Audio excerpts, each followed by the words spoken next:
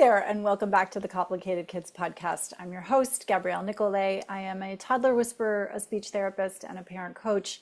And today I have Kari Baker with me. Kari, welcome. Thank you so much for having me.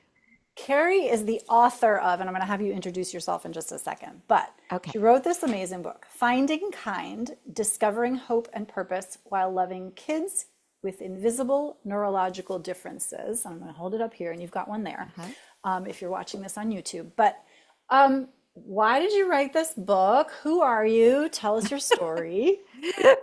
Well, it's interesting. I'm in a second phase of career and professional life, to be honest. I was a financial advisor and 401k consultant for almost 30 years. So, really had always planned to be in the financial services world. But as what usually happens when you become a mom, and definitely when you have an alternative parenting track that you're on, like I did with my son, your priorities and your heart really changes to where you think you can provide the most good for other people. And I know that the financial piece is very important for some people, but I know that my experience with raising my son changed me in a way that made me understand that the most important thing is not necessarily finances, it's the heart of our kids and making them feel like they are made exactly the way they're supposed to be made and helping other people understand the way they're made. So,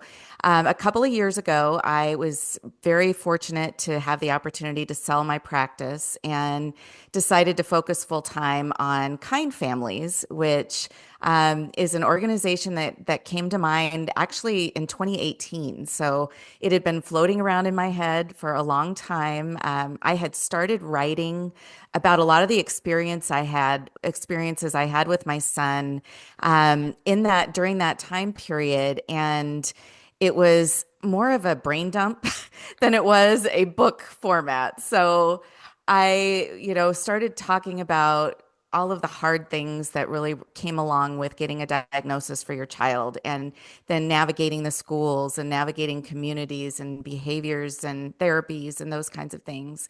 And I wrote for a long time and finally showed it to my husband, and he said, this just sounds like it's really hard to be Brady's mom. Mm. So that is the last thing I wanted to have out in the world, right? And because that isn't the case. There was definitely some really hard things, but Brady is this beautiful child with all of these gifts and talents, and that is not what I wanted anyone, much less him, to get out of the process. So I stopped writing for a long time. Hmm. And really, it wasn't until I was able to sell my practice that I could really focus on sitting down and realizing that the message in our story wasn't just that it's hard to be a special needs parent. Um, Although I think that part of those experiences are important to feel connected to other families who are going through that. But what I really wanted people to understand is that it is something that if you shift your perspective a little bit, and it's not easy, but if you do, you can start to really embrace the gifts and talents your child was born with, their contribution that they're going to have in this world, and recognize that their way their brain is wired, in our case, my son was diagnosed with autism and later with ADHD, is really a gift. And that if we can try to really pull out all the things that he's good at and that he enjoys and that he's passionate about, he's going to be a happy human being and he's going to make other people around him happy too. So the whole last section of the book, I couldn't have written in 2018 because those were all like the Brady stories. Those are all of the success or overcoming stories that I think that families would just love to hear. They're the stories I really wanted to hear when we were first going through the process, and I had a hard time finding. Mm. So, people often say you write the book that you can't find yourself, and that was really the story with Finding Kind. So, It's so that was such a beautiful, like high level journey. I could see all of the pieces of your journey as it evolved. It yeah. was incredible. And I'm trying to decide where I want you to start because there's a fantastic story near the end of the book where Brady is swimming long distance. Mm, So I think yes. let's start there. Okay. All because right. that took a while. And I just want to preface it because, like, it took a while to get there. And there were lots of hurdles and misgivings and things that could have gone wrong. And so tell the story. Absolutely. Well, I think, when you've got a child whose brain works differently and you've spent your whole or their whole life really trying to protect them and trying to get them in the right place, whether it be a school or a community event or a sport or something like that, and you just wrap your arms around them so tightly that it's really hard sometimes to let them go when you know that failure is an option. It's one of those things that you just don't know how your child, and especially a neurodiverse child, is going to react when they are put in a situation that is really hard. So I grew up in northern Idaho and the state of Washington, and there's a big lake there that's got a great big bridge that's 1.76 miles long. It's called the Long Bridge, aptly named the Long Bridge. And every year they do a competitive swimming race all the way across the lake. And the water is cold and it's often choppy. And my son had always loved being in the water. He loved swimming. I think part of that was a sensory experience for him, but he was in a small school at the time and he was able to be on a swim team and got a little bit of that competitive spirit building in him. And when we went to Idaho, he told me he wanted to do this Long Bridge swim. And of course, my first motherly instinct was, oh no, are you kidding me? Like, I'm going to let Which, by the yeah, way, is probably the response, the initial response of most parents you'd generally, think. irrespective, right? You Of would think, ability, right. disability, like, oh, hell no, you're not going to do that. Okay, so That was keep going. actually what I said. But but he was on a swim team up in Idaho for the summer and he was working really, really hard. And so I just told him, okay, well, if you want to practice swimming in the lake a little bit, I'll go alongside you in the kayak because I am not a swimmer. So that kind of swim boggles my mind even. And so we started practicing and he begged me basically. He's like, Mom, I really, really want to do this. I really want to do this. And so it finally, dawned on me that either he's going to crush it, he's going to get across the lake no matter how long it takes him. And it's going to be one of the greatest achievements that he's ever had in his young life, or he's going to need help and it's going to be devastating for him for a while, but it will also be a learning experience for him. And if we can frame it the right way, at this swim, there's a ton of people in kayaks that are emergency kind of rescue people. So if somebody's in trouble, they're going to see it and they're going to help. But I was more worried about the emotional damage it would do if he had to be pulled out of the water. And so, after really watching him train and he really became dedicated to getting in the water almost every day and swimming and I could see that his stamina was increasing and um, we finally agreed to let him do it. And, I guess I don't know if I want to give spoilers to the end, but my son is still walking around. He's all good. And he's done the swim. Last year, he did it again for the second year, and he's already signed up for next year. So it was one of those experiences where also I felt like, kind is kind of my moniker for kids with invisible neurological differences, but there's just also so many acts of kindness that I see in the community and around. And we had the person who checked us in let me ride the bus with him, which wasn't supposed to be allowed to get to the starting point. So we got to go with him. And then this wonderful gentleman could kind of tell that I was a nervous wreck and that Brady was a little nervous and by himself. And he took him under his arm and said, "Don't worry, I'll start the race with him."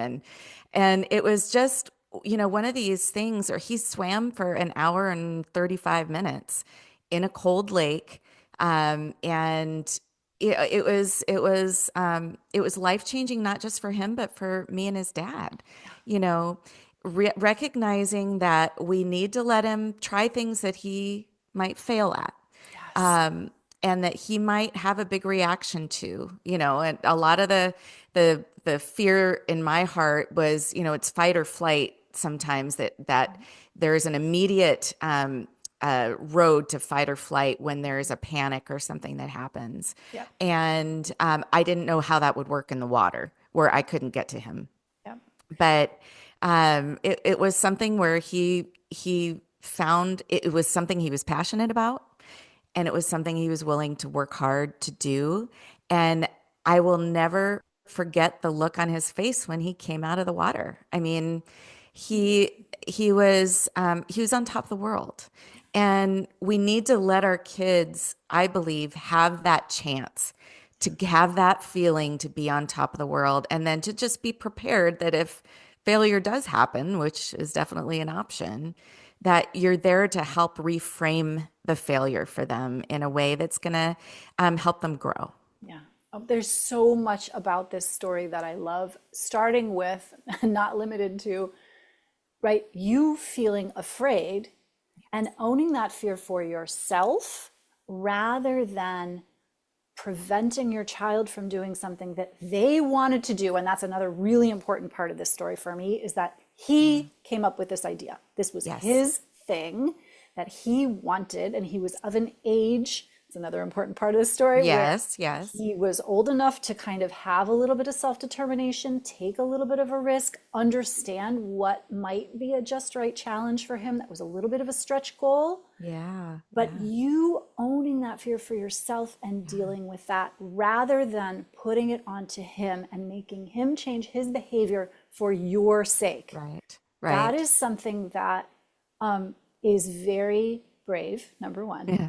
and very evolved, number two, and required. Listen, this is required for all parents.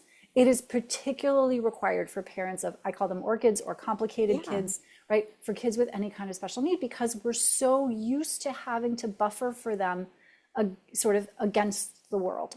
Right. Right. We are used to having to take care of things. We see that they're not capable of certain things, and we forget that they might be capable of some other really important, extraordinary things. Right. And so Exactly. there's just so much in that just, God, it like lights me up inside. Yeah. Well, and that is a memory now that he has that helps him through other hard things. So, we had an experience on a ski slope that did not end that way. That did not end with him conquering the mountain and getting down. We had a full-on meltdown in the middle of the mountain.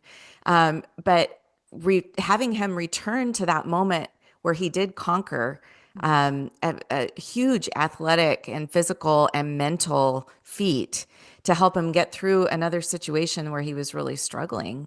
It's a building block now for him. That's fascinating. I'm glad that you mentioned that Yeah. because, right, it doesn't mean when we unlock one success that all the success follows. No, absolutely not. Yeah. There's something that you put in your book, and then we're going to go back to like the very beginning, but there's something you put in your book about shame. You want to talk about that a little bit? Sure. Yeah. So, I had my son a lot later in life. I had him when I was almost 40, and I'd had a successful career, and I, felt like a pretty accomplished person, and then here I am with this kid that kind of like blows my whole plan of this very typical parenting life to pieces. And So what did you think that we'll just go there now. What did you uh think your parenting life was going to look like? Like, can you oh my look back gosh. now and be like, yeah, I totally thought I would what, continue to work? 100%. I would be the I would, have my business. My kid would be in sports. I was a sports kid, so I figured I kind of prayed it wasn't soccer because I'm not a big soccer fan, but I figured we'd be doing, football and basketball and baseball. And I figured there'd be music lessons. Figured there'd be friends at the house all the time. I figured we'd be, in play groups with other families that we would bond with, I just thought it would be this easy, natural thing. And, when we first figured out that things were not typical with Brady, it was really hard for me to accept that. It was really hard for me, when we got the diagnosis of autism, first of all, I knew nothing about it. I knew zero about autism. Mm. All I knew was that it scared the daylights out of me. And so we kept it very quiet for the first couple years, maybe even 3 years. So we would tell only the people that we felt really needed to know, teachers and therapists, obviously. But at Brady's school, we didn't tell the other parents why he had an aide in the classroom. I would make up some story about, oh, he's just got some developmental delays and move on. Mhm. And yet all the while I felt like these other parents were looking at me knowing that I had done something wrong with this child because he had to have an aide in the classroom. And of course there were some not so nice parents that kind of added fuel to the fire in my brain about this. And when I look back on it now, I realize that this shame that I was feeling, it wasn't that I was ashamed of my son in any way, shape, or form. I love my son more than anything. I'm proud of who he is. Um, but I was ashamed that I hadn't been able to accomplish probably what I saw as the most important thing in a lifetime, which is to have this kind of typical parenting experience, not realizing that my experience was exactly the one that I was made to have. And I was made to be Brady's mom. I was given all of those tools and resources, and skills and talents to be able to reach out all these years later and help other families that are going through that.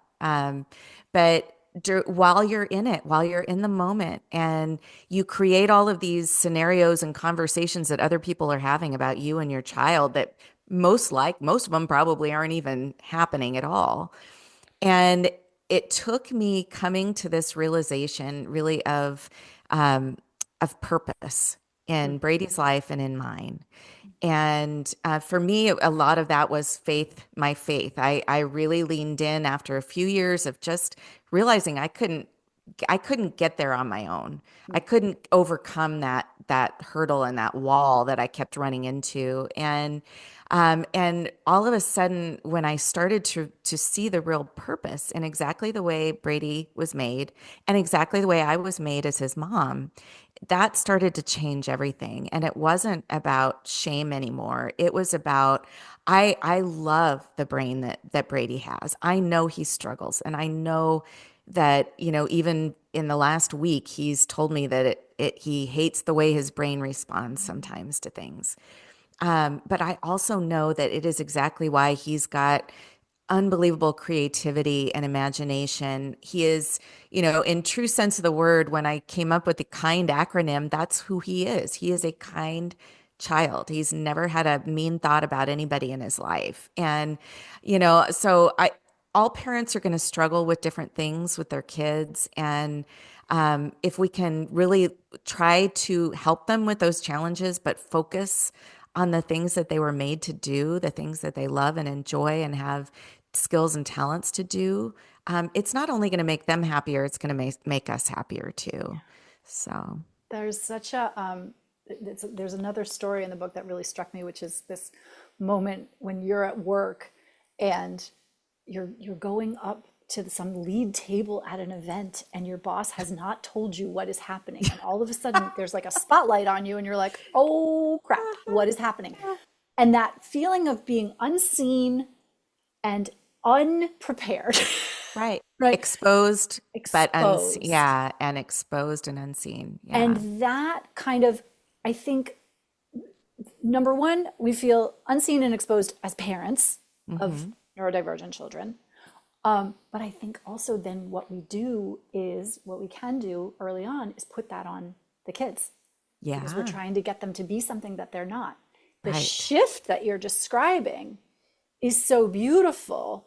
And it does often come, in my experience, with this connection to a larger purpose, to a larger force, whatever you choose to Right. call that Right. force, right?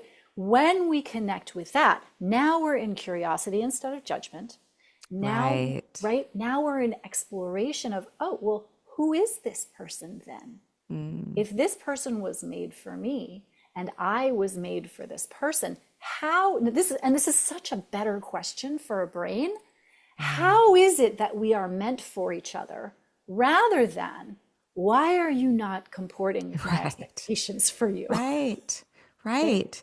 And, I think another thing that it took a long time for me to figure out, but was I wanted, I would look around. There's a story in there about a class party that I went to with Brady, and I just dreaded those parties because I felt like all the kids were going to fall in line and they were going to do what they were supposed to do. And I just I just was so desiring of that typical experience at a party. Most of the time I was chasing him, and trying to drag him back into the room because he didn't want to be there, or just begging him to participate in some of the group activities and that sort of thing. And then he went and surprised me one day at this party and wrote, as a first grader, wrote this story, this very creative story that all the kids were reading in front of the classroom, and all the other moms got these like, my mom is great. My mom cooks. My mom gives great hugs. My mom, that kind of thing. And Brady created this crazy, funny story about me being Mrs. Avocado because I like avocado toast.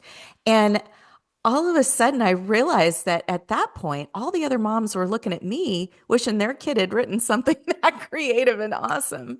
And it was just like, oh gosh, I've been sitting here wanting what they have when what I have is so much better.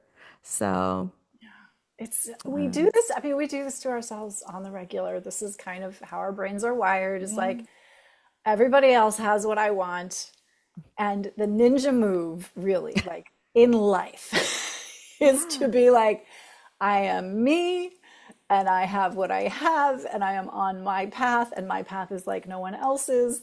right. And the days when I remember that are really good days. And the days when Yes. I forget that, and the times of the day that I forget that, they don't feel so good. Yeah, Um, absolutely. I want to read, I wanted to read what Brady wrote, because Brady wrote a foreword to Oh, your book. he did. And Yes. I really want to read this because I think it's very cool. So I'm just going to read the first chapter. Okay. Not the first chapter, the first paragraph. I am 13 years old and I have autism and ADHD, but neither of these things are as bad as they sound. First of all, love that. I know you probably want to skip ahead and see what my amazing mom has to say, but this is my side of the story. Love. The first thing I want to say is that autism is not a cancer trying to invade a person's mind. It's a neurologically altered perspective. I might be more interested, this is the part that just I love. I might be more interested in a person's shirt than their face, or care more about a costume that a character in Star Wars wears than whether Vader is Luke's dad. The point I'm trying to make here is just because I think differently, stutter a little, and have a hard time connecting with people that I don't know, from my perspective, it's normal. You are the one who seems different to me. Absolutely. So good. And I've Yeah. interviewed other authors on this podcast before, and I love reading what the kids have to say because it Yeah. is such a window into their minds, their Yeah. perspectives, and their lived experience from which we can gather much. Absolutely. Absolutely. It was so funny because I will admit I am a bit of a control freak. No, no, It's no, no. probably not going to A shock anybody. control enthusiast. And control, I love that. Yes. Control enthusiast. And so we were sitting around dinner one night and I was talking about who could I get to write the foreword, and it came up that maybe Brady could do that. And I have to admit that part of me was like, okay, well, why don't you try writing something and we'll see how it sounds and see how. But he brought that to me. I mean, besides a couple grammatical edits that we had to make, that is 100% the draft that he brought and set in front of me. And I just said, this is perfect. It's a full reflection of his personality, his love for Lord of the Rings reading and Star Wars and all things creative. And so I think it's perfect that he was able to frame, before anybody gets into the stuff from my point of view, he gets to set the stage. So Yeah. Well, this is just a really it's a beautiful book. It's the book that thank I'm sure somebody else is wanting to read. So thank you for writing it. thank In you. other words, Thank you. somebody who's going through this. If people want to learn more about you and your work, how do they do that? The easiest place is just kindfamilies.com. And I also have a personal website, kariabaker.com. You can get the book in both of those places, also on Amazon or wherever it's books are sold. And then the Kind Families podcast. So that's on Apple and Spotify, and have lots of conversations that some of which are kind related and some are just for fun. So I love it. yeah, We will link to all of that in the show notes. great. Awesome. But Kari Baker, what a delight to talk to you. Thank you. Thank you. It's so nice. Thank you, Gabrielle.